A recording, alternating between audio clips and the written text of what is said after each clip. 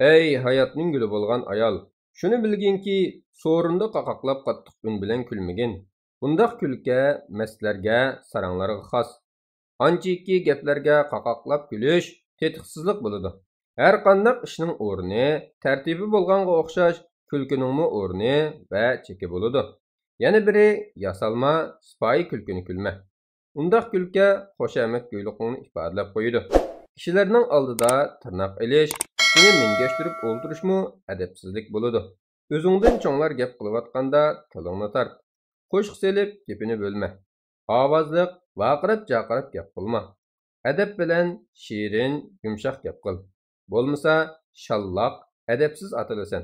Qadr qimmating bo'lmaydi. Vaqt saodat sendan yuz o'riydi.